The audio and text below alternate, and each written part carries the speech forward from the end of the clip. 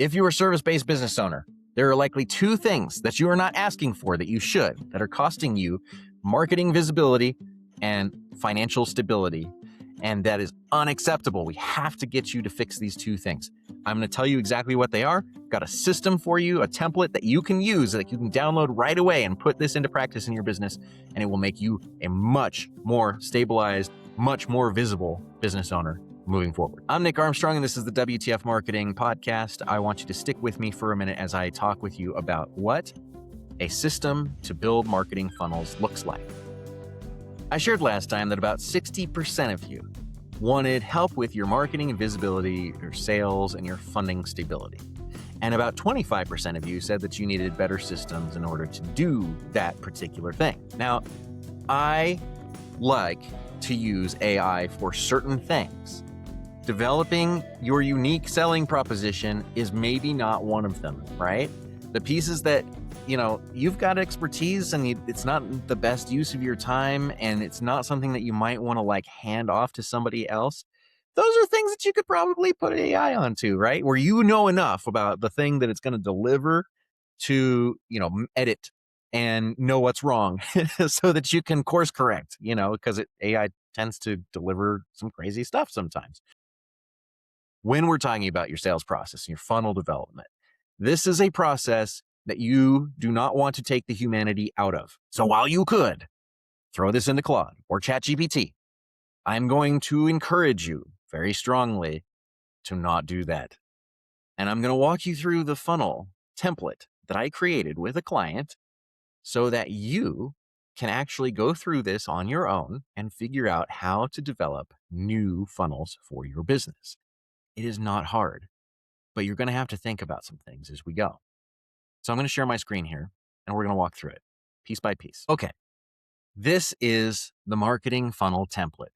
It is included as a download for those of you who are subscribed to my newsletter. It is included as a PDF. You can get it straight there. The first thing you need to think about is your understanding of your client's needs, wants, and wishes with regard to your specific services, the things that you do, your industry, the problem that you're solving for them, right? So think through, what is the problem that you're solving for your client or your leads?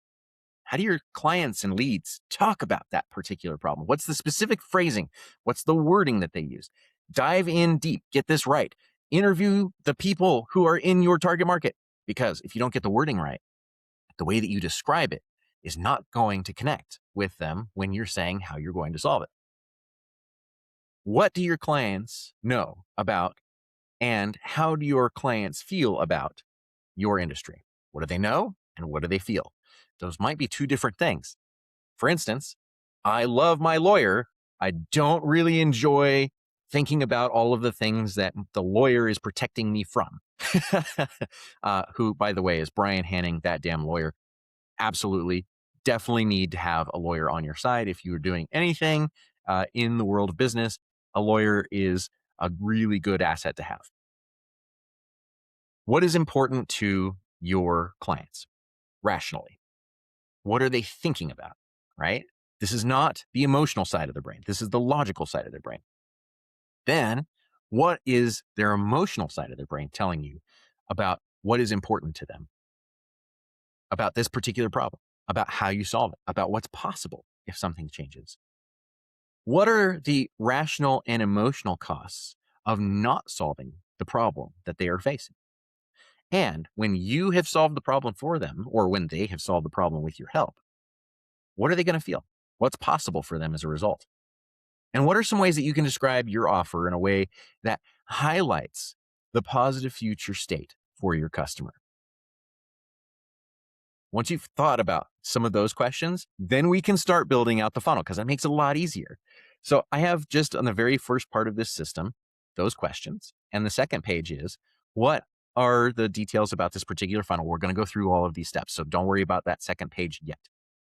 First step, you're going to borrow eyeballs from somewhere, from somebody, to do something that you are building a brand new audience for.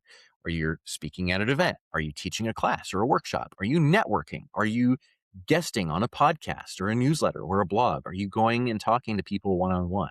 Are you doing a social media post series? Are you going streaking? What are you doing in order to get eyeballs to the thing that you are offering? That's the first part. Now, it helps to know that your customers, your leads, are already hanging out in that environment, right? So, for instance, if I wanted to go and talk about developing a sales funnel or developing a new marketing funnel to fellow entrepreneurs, I'd go to places like 1 Million Cups, a co-working space.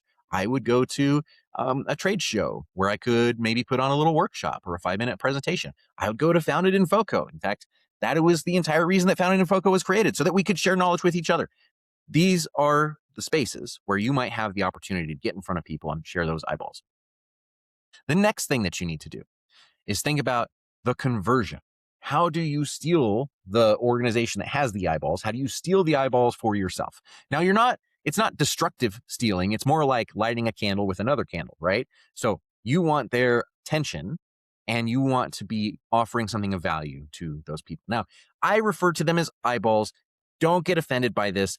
All I am simply telling you is that in order to get a target market, you have to start with people who already have that target market. If you don't, then you have to build the trust from scratch. And that is a much longer, much harder pathway and incrementally much more expensive. For each step that you need to take, you are going to be spending a lot more money in order to build and develop that trust, as opposed to starting with somebody like a chamber of commerce or a co-working space or a community of entrepreneurs who is inviting you in. You are borrowing that trust. So when we talk about stealing eyeballs, what we're really talking about is you are leveraging trust to add trust to that space. There is nothing exploitative about any of this, okay? I want to really emphasize that because there are so many people who walk in and they're like, well, yo, what's up? You're gonna pay me, and I'm gonna tell you why you're gonna pay me, and you're gonna want to pay me more. And then, by the way, if you want my whatever, no, don't do that. You got to be in the authentic mode of showing up, delivering value, delivering service, delivering what you promise, and also creating relationships, because nobody wants to buy from that guy. They want to buy from somebody who they know and trust and love. So when we talk about conversion, we're not talking exploitative. We're talking additive. Okay. You're walking in there, you're building trust. What is the action that you want these folks to take? How does somebody take that step? Where do they go? Do they get some sort of treat for taking this step with you? Do you get a download, a coffee, some free time with you? Is there another part to the awareness tactic? Like, do they have to have it? Is there like 2 steps? Like, do they read the thing and then they comment, or do they follow up with you somehow? Or do they connect with you on LinkedIn? How do you describe the ask that you're making of them during your awareness tactic? So if you're teaching a class, does this come up at the end, like scan this QR code and download this PDF, and then you'll have my resource? Or scan this QR code and schedule some time with me, or follow up with me afterwards for a Q&A, and we'll see if we're a good conversational fit. Then think about consideration. How do you keep those folks who have given you and gifted you their attention? How do you build trust with them for yourself and not borrowing it from a different organization this time around? So that might look like having a blog, having a podcast, talking about things, teaching people things, following up with personal check-ins or emails or phone calls or other things like that, having additional related content that follows up with some of the stuff. Part 2 to the webinar that you taught, right? If you have a class and you didn't have enough time, you only had a 45-minute window plus some Q&A, great. I have the full version of this on my website. Just sign up. It's for free. It's totally free. I want you to go and find this out. All of those things can help you build that consideration and keep that trust growing over time. Then here is the part that most entrepreneurs, and in fact, most folks, especially solopreneurs, but most folks have a problem with, which is the ask. If you do not ask for the sale, you will not get it. And I don't mean that in a always be closing Glengarry Glen Ross type nonsense. I don't mean that. Here's what I mean. You have a very particular set of skills. Man, that is a different and much darker movie reference. Anyway, listen, you have a very particular set of skills, okay? You want to connect with them and solve their problem.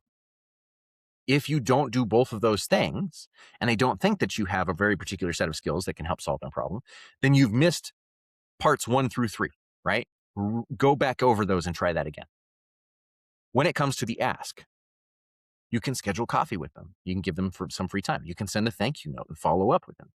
You can send a calendar invite to schedule more time with you. You can schedule a 30-minute call. You can do a follow-up. Conversation is kind of where this is going, right? You have given them some free resources. They're maybe ready to connect with you. You want to get them to commit, right? And you want them to schedule a conversation with you, because once they have a conversation with you, then the next piece is your ask plan. What's your primary ask to get them to commit? Cool. I think I can solve your problem. Can you commit to a 4-week session with me to go piece by piece through your sales process?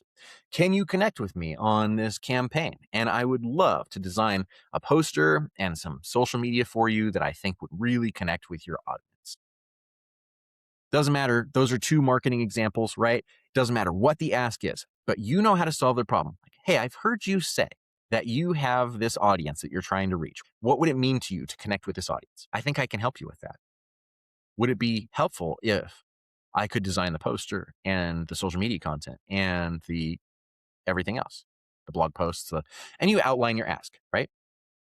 How are you going to deliver? You're going to say in person, phone call, emails. What is the friction is also a good question to ask yourself. Do they have like, I don't know about the budget. I have other stakeholders. I got to, cool. Can I schedule a meeting with your team to talk with you through this project and scope it out? Can I meet with your board so that we can connect and talk about their reservations and what might be possible in this space if we solve this problem so that you're not stuck? Those are the asks, okay? They're not hard. It's just understand what the block is, understand what they're wanting to do, describe for them the future state, right? The emotional pieces that we were asking about earlier. Describe for them the future state. You mentioned to me that you felt really stuck, that this project has been dragging on a lot longer than you were hoping for. Can I help you with that? What if I designed these things for you? Here's what we can do in the next 3 weeks. I can do these things for you. Then how are you going to address that friction that comes up, right? And think through that, because if you're working with nonprofits, they probably have to answer to a board, or there's a decision maker, or somebody has a comp controller who's controlling the budget, those types of things. Think through how you're going to address those things. Then conversion, right? So you've got the ask. I'm starting a conversation with you about the scoping process. Then it's cool. Can we get on the calendar for a scope? And here's what I can offer for this particular service. Here's what I have heard you describe the problem as. Here's what you say that it will do for you if it is solved. And here's what I can do for you.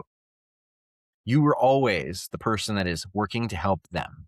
You know that you have a very particular set of skills, again, dark movie reference, and that you can help them with it.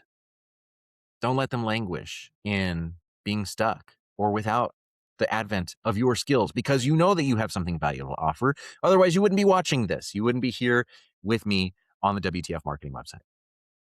Finally, think about how your tools work for you as you're developing this process. Do you have a calendar link for scheduling? Do you do client tracking or scoping of deadlines in some sort of CRM? Do you have a tool for collecting and contracting and collecting payments? Do you have payment methods that are more acceptable than others? Are you allowing folks to pay via card, or you check only? Are you under the table cash? That's fine, but the IRS might have some questions for you. What type of follow-up steps are required? Do you need more information before you can get started? How do you document all of the stuff about this particular customer? Once you've got it, think about your retention and referral processes, because once you are working with them, you might discover that they have additional needs that you can help fulfill through your skill set. You might be able to ask them, do you have another project that I can work on? Can I help you with this other thing that's been sitting on your to-do list? What other things are you working on? What other things are stuck right now? How can I assist you moving forward? Can I bundle this into the existing work that we're already doing? The clients that you already have are the ones that are much more likely, because they've already worked with you, you've already built up the trust with them, they're much more likely to continue paying you for additional projects in the future. You just have to know how to communicate with them and understand their needs, and actually care and give a damn about solving them for them, right? And you know how to do all those things because you're here, you're reading this blog. Let's also talk about how to get referrals, because the existing client base that you have knows you, likes you, and trusts you. And They have people in their orbit who are working on really cool and interesting things that you don't have access to unless you ask them. And say, who in your orbit is working on cool, interesting, fun things that you think that I might be able to help also? I think that's a really important question. If you don't ask it, you're not going to get the referral. It is nothing for somebody to say to somebody else, so and so did a really good job, and I really hope that you connect with them so that they can help you too. It doesn't take much. It's nothing. It's literally nothing. You are asking them to connect you to somebody else so that they can be of value to someone else. Ask for the referral. That is where we talked about not asking for the sale and not asking for the referral. Those are the two big things that most businesses don't get. Once the project is done, think about how you can ask for that referral either 30 or 60 days later. Think about what's next in the project lineup. Think about that before the project ends so that you can have that conversation in advance and you're not doing it from a place of desperation. Also, think about how you're going to track each of these things. So in the system, I actually built in a template so that you can track month over month when you're doing your awareness moments, like your talks, your connections to the co-working spaces, your workshops, your social media posts, other things like that. How much time it took of yours to get that done. New leads that you created, consults that were scheduled as a result, consults that were completed as a result, and new clients that were closed. And how much revenue you gained from that funnel and how many referrals were generated during that process from these particular clients. As you think about how you're developing your sales process, these funnel steps are really important to getting from A to B to C and continuing what's called the flywheel of referrals, right? And if you simply do this and nothing else, you'll at least have much more visibility on your existing sales funnel that you currently do not have. And I hope that it helps. Now, if you want to not have to do this alone, because I realize we're like 20 minutes into the podcast, that's fine. Please, please, please reach out, talk to me about how to make this work for you. And there are other questions and things that might be more applicable to your specific business that I didn't even think to ask, because this is things that I think are pretty universally applicable to most service-based businesses. For product-based businesses, it's a little bit different, but for most service-based businesses, this will probably work pretty well. Reach out, ask questions, let me know what you think and how I can help. Nick at WTFmarketing.com, and I'll see you next time.